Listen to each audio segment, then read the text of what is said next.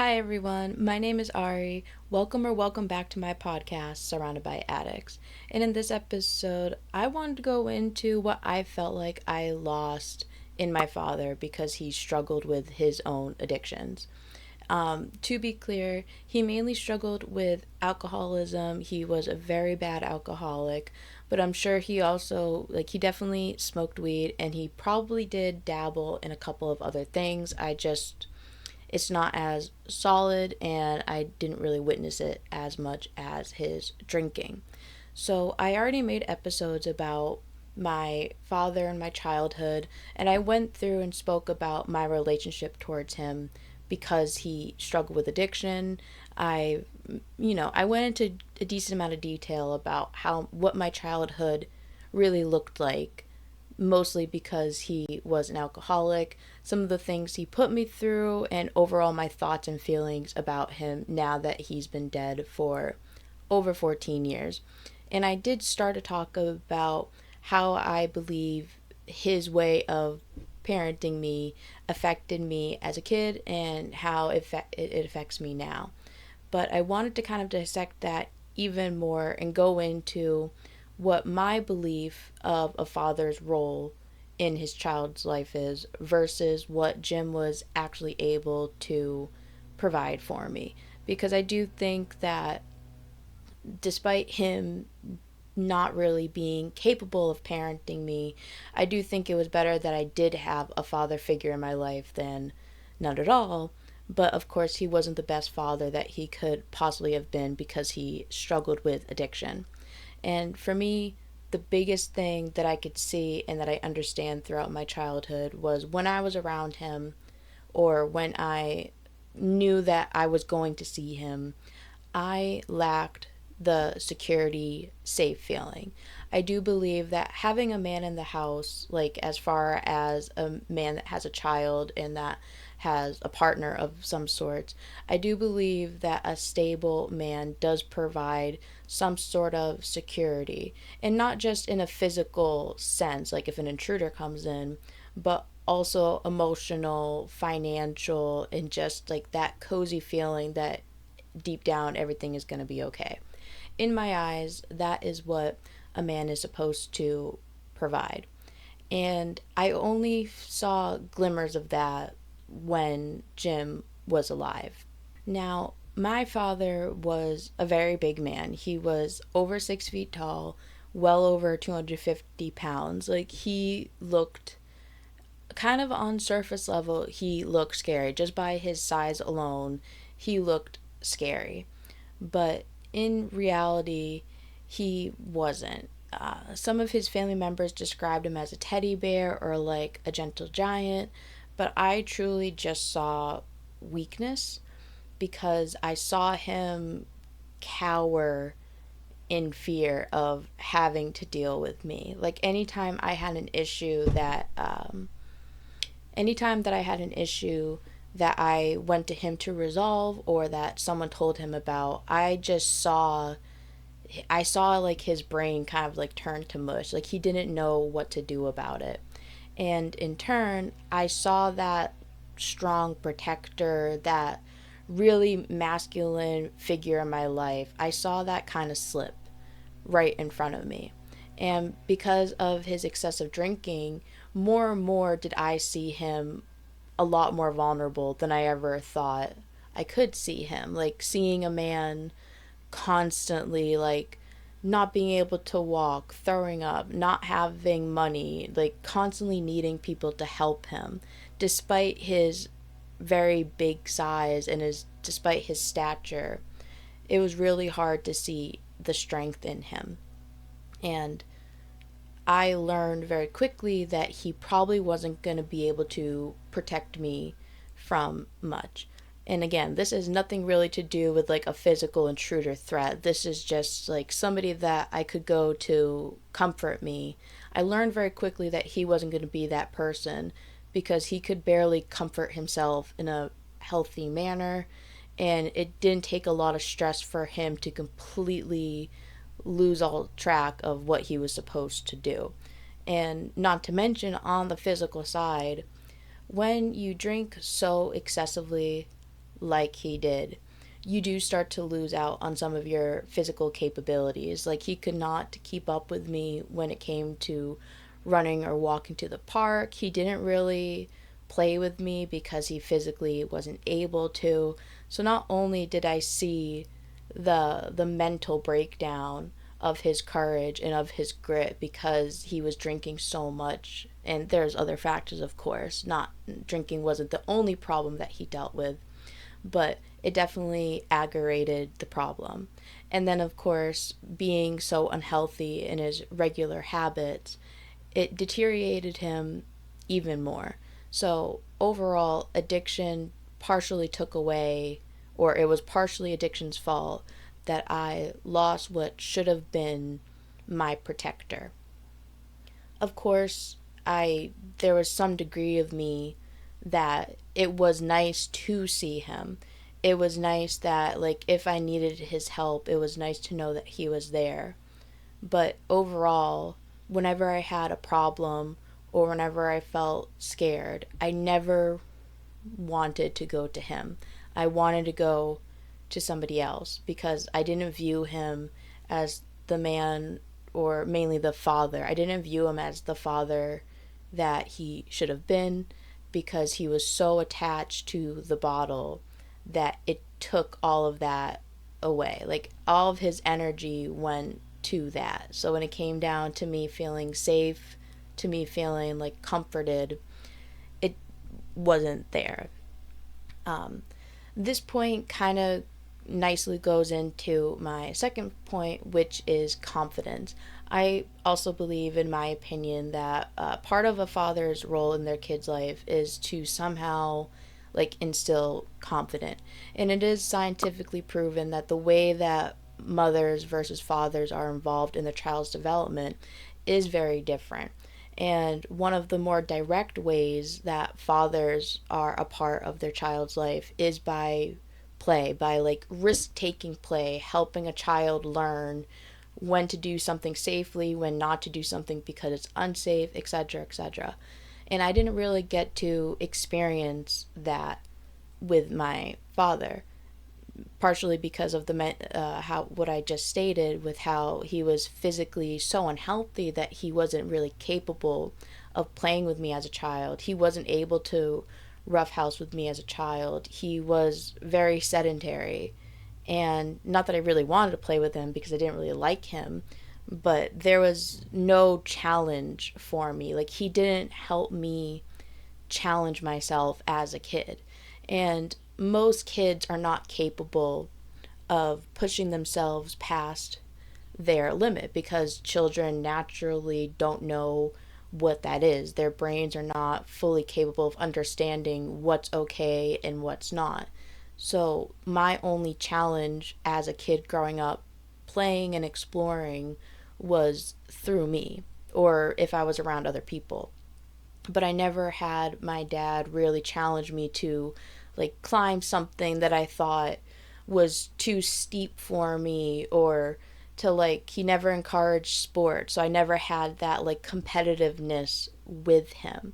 So as I was getting older, the confidence I had in doing something challenging or doing something new, I didn't really have a foundation of doing that as a kid with my dad. And even when he passed away, well, I should say, once he passed away, there was no chance of me developing that because he was the only father figure I was supposed to have.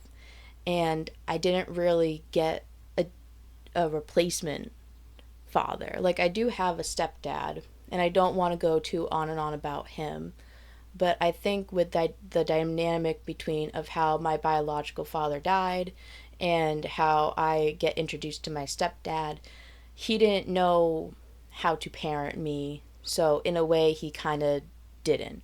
Like I said, I won't go too much on my stepdad, but for my biological dad, overall, there was a lack of challenge, there was a lack of play, there was a lack of healthy risk taking as I was growing up, to as an adult, when I was doing things on my own, when I was trying to figure things out on my own. Not saying that this would have made it where I never struggled with anxiety, but I do think it played a role.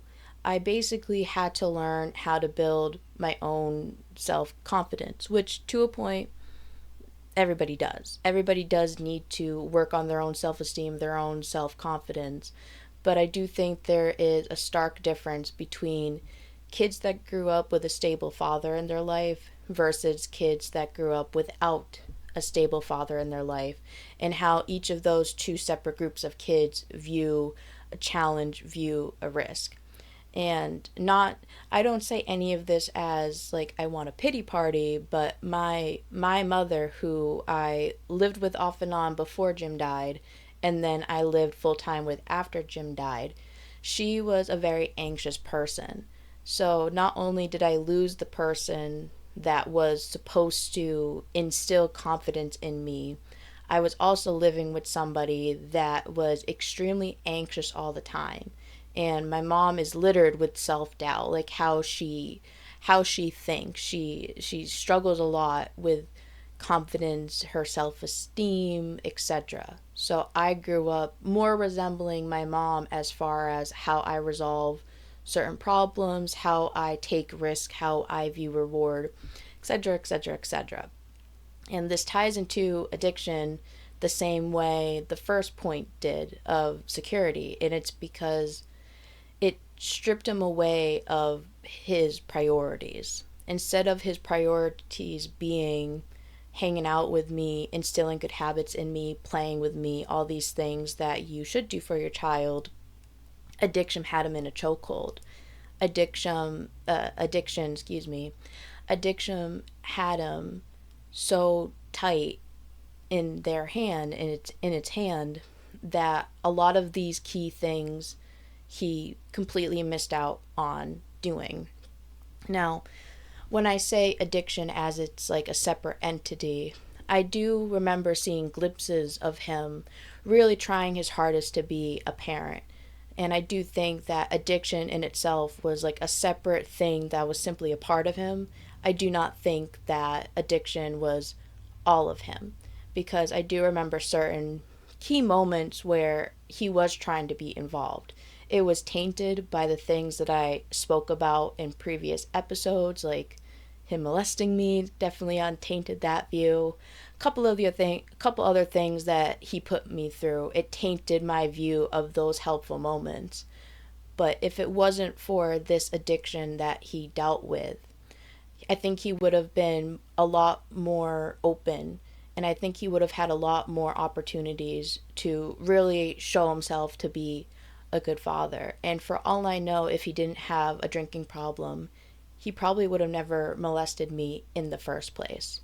So with those two things the most I see affect me.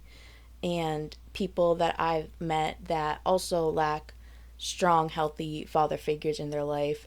I won't call any of them out, of course, and I'm not making fun of them by any means, because it is more of a proven fact rather than my opinion. But I do see the people in my life that grew up without a stable father.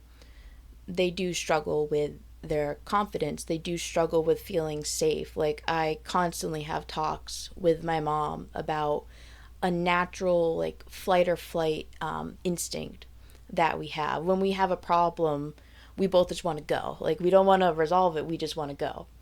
And I do believe that a part of that is how I didn't have a healthy father figure. I didn't know what staying strong looked like. I didn't know how to put up that fake it till you make it front. I kind of had to learn that later on in life because I didn't have that role model. So my first instinct to most problems is just to get away from them.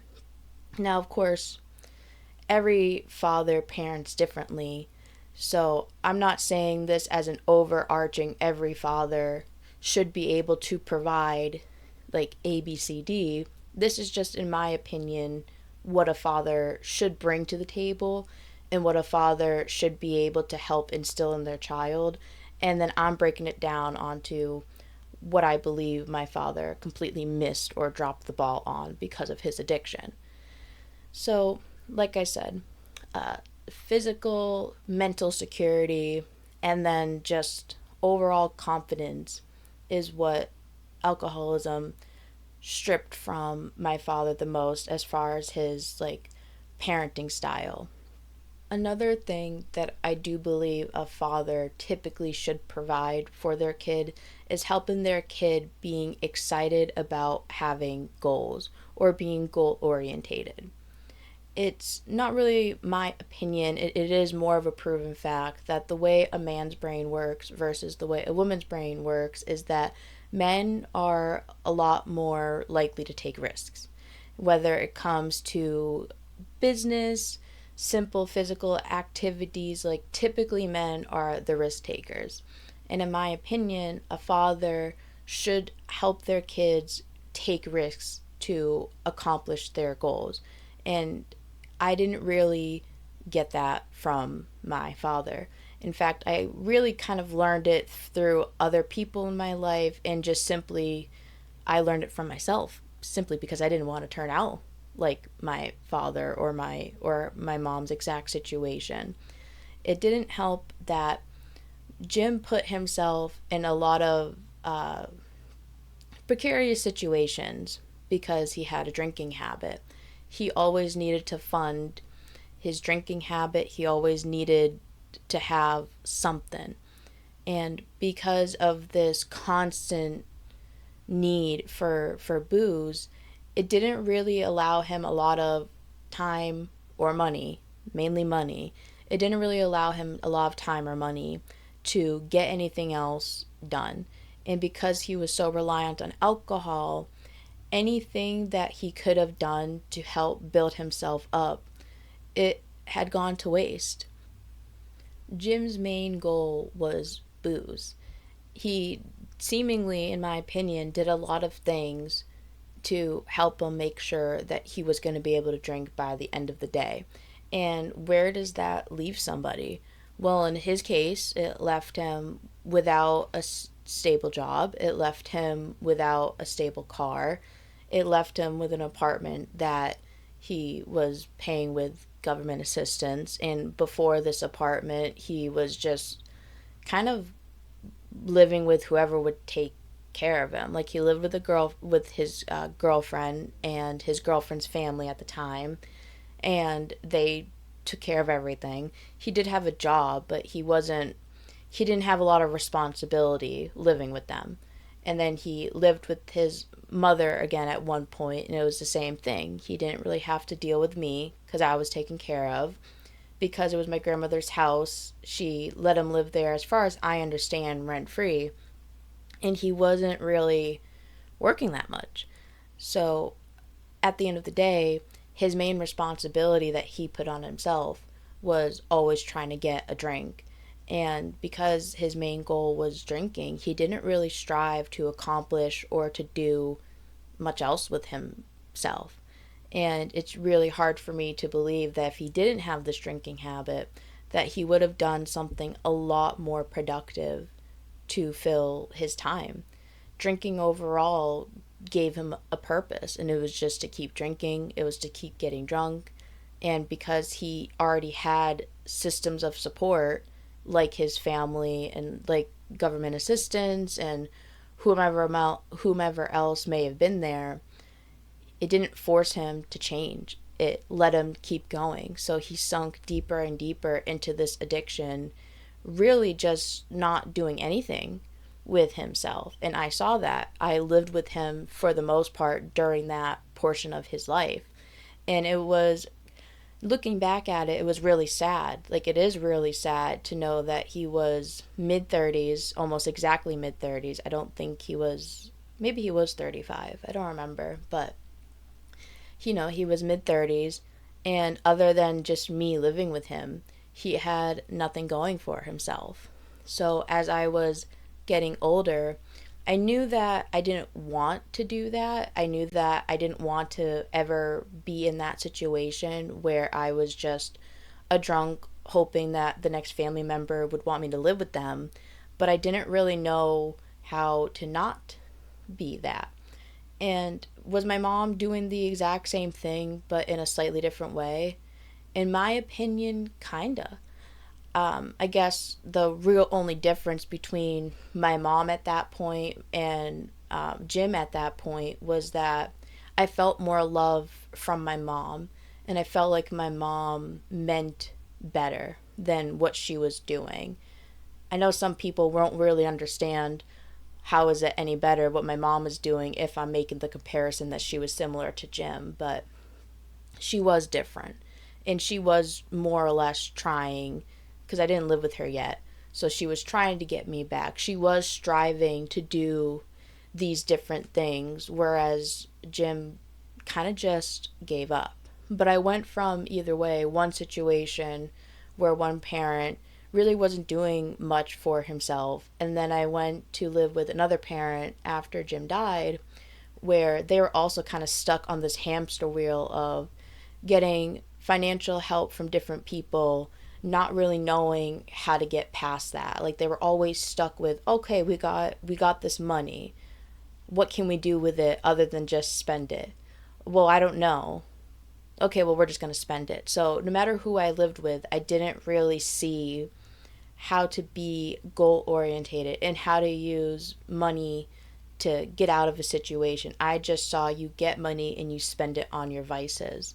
So I kind of had to teach myself how to get out of that loop.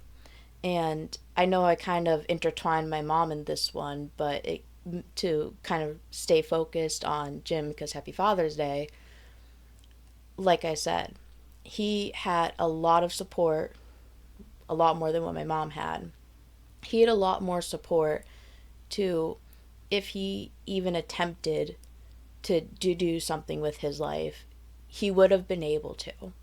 And if it wasn't for his drinking habit, who knows what he really would have been able to do, because when you are at the bottom, you can only go up from there. And instead, he just kept finding new bottoms over and over and over again. So when I was getting older and I had under the table jobs, like I was actually working with my drunkle for a couple of summers, a couple of like school vacations in a row. I was honestly very entrepreneurial when I was in school. I know how to braid hair, so I would like braid hair, or I would sell, like whenever we did back to school shopping, I would always get a bunch of extra stuff. So I would just sell anything extra at school. And I was making like okay money for like a middle schooler, because I was doing that every single year throughout middle school. I was selling school supplies, I was selling gum, I was selling hair, selling homework because I'm just good at math. So it's not that I didn't have that entrepreneurial drive. That was probably just more of a natural thing, because neither of my parents own a business, neither of them really did anything like that. So I did have that entrepreneurialness in me because I was able to do it and execute it in middle school. But what did I do with all that money? I just spent it on junk food. I was a fat kid. I just spent it on food, would go to the convenience store. I don't think DoorDash was like a thing when I was like in middle school, and I didn't have like a debit card anyways, but like every single day I would go to the convenience store and just spend most of my money on that. I did save some, but most of it was just spent on junk food. And it wasn't until I got older where I realized that little me in middle school was doing the same things that my parents did, except my vice was junk food. And then once I was working and I graduated high school, and I really started to see what would be available to me if I was simply smarter about my money, that's when I kind of realized, like, oh, it's okay if I like have a lot of money left over from my paycheck. Like, I don't need to spend all of it. I can save it. And then I learned about investing by myself. I learned what type of accounts I would want to save money. I learned about different budgeting and managing strategies. Like, that was for the most part all on my own. And the biggest driver was simply because I didn't want to turn into my parents. And it's also part of the reason why I posted the previous episode about how I avoid addiction, because it ties in really well with this video with how there were certain behaviors I already started to do as a kid to help me as I was becoming an adult, because I didn't want to end up like my parents. And now that I can see what I missed out on from not having a stable father figure, I kind of put two and two together, like, oh, because I didn't have this father figure in my life, I developed these habits over time, and now that I could put those things together, here's how I'm executing that. And now I am a lot more stable than either of my parents. Obviously, one's dead, so he doesn't count anymore. But I'm more stable than what my parents were at my age than they were at my age. And I do have goals that I want to accomplish that I don't think either of my parents, unless my mom locks the fucking right now, I don't think either of my parents would be able to accomplish. So, the last thing that I want to talk about is discipline. This, again, ties in, every single one of the points I've made ties into the previous one, but with discipline, it goes along heavily with being goal orientated, because how are you supposed to reach your goals if you aren't disciplined in certain routines and habits that will help you accomplish your goals, right? So it's going to be hard to differentiate between the two because they are so intertwined, but I'll try my best. Basically, with discipline and how my father could have instilled it and he didn't, it was very obvious from the start that, well, from when I say the start, I mean when I'm kind of more understanding of how he lives, what he does, like just his way of living. It was really obvious since I was really young that he lacked discipline. I think a lot of the gaps in his parenting style were more or less passed down from his father, because his father also was a raging alcoholic. So, a part of it, I'm not going to blame it all on him, because, you know, when you're parented a certain way and then you're a parent yourself, unless you are very strong and can seriously rewire your brain into thinking differently, it's really hard to break old habits. But it was clearly passed down that he lacked discipline. He, in a way, was kind of a freeloader. As I mentioned with the goal orientated, he had other people do a lot for him. Like, he was taken care of. And it kind of just let him slip into no routine, never had anything going on, never knew what he was supposed to be doing. Like, he was lucky to make it to work. And when he wasn't working anymore, he was just chilling out, honestly. Like, he was just doing whatever the fuck he wanted to do without a care in the world. And I saw that. I saw that every single day. And what that instilled in me, that I now know is not the best way to live your life, is that if you just simply don't care and you have a kid, then everybody else will take care of you.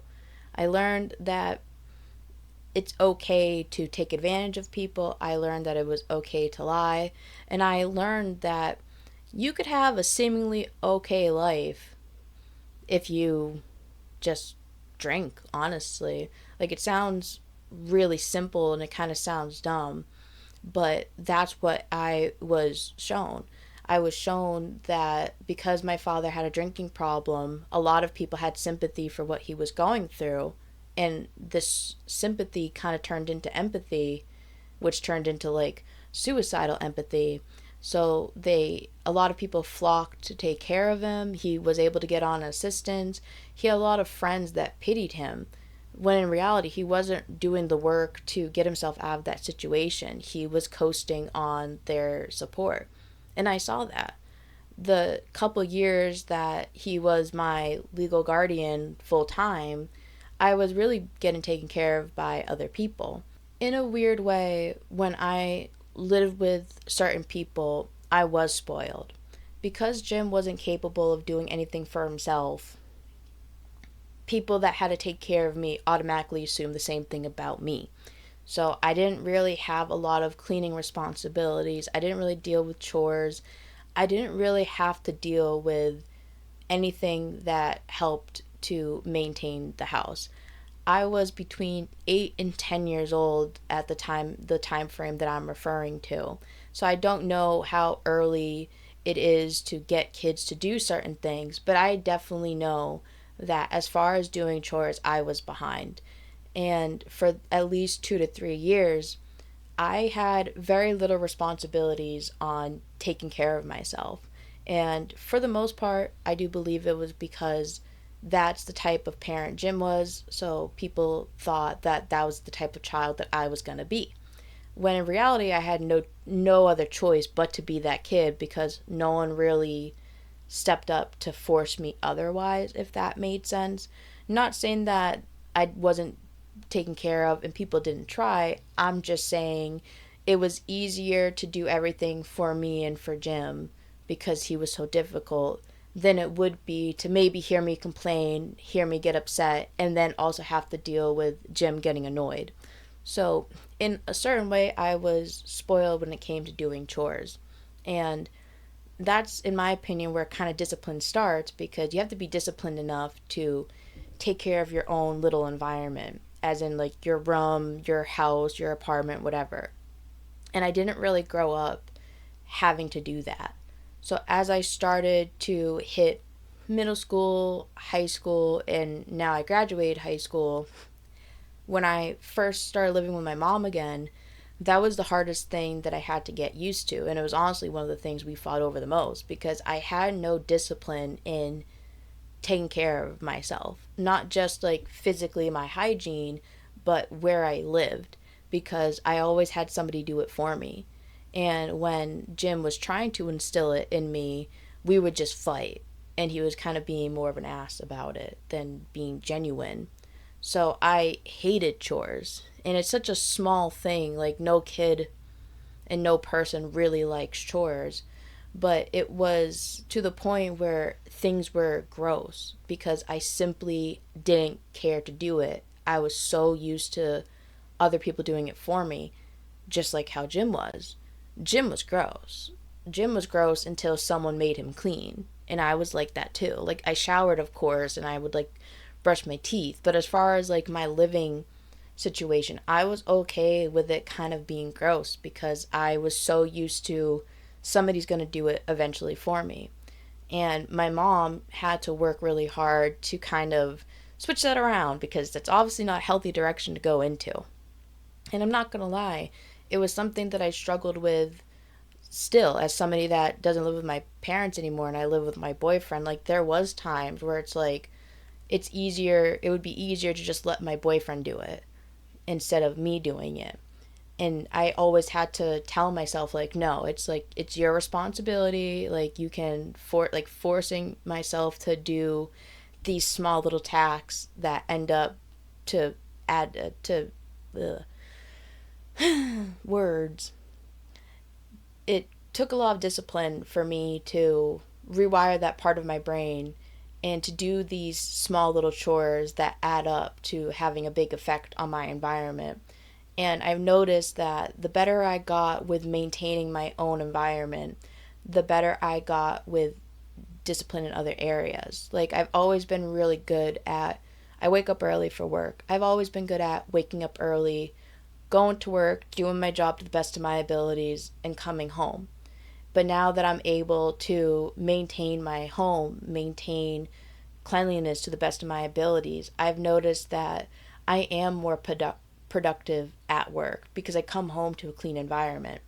I can stick to my gym schedule because I can already force myself to do these small little tasks that I don't like, so I can instill in myself to do this physical exercise, this physical exertion a couple of times a week for the benefit of feeling better and looking better.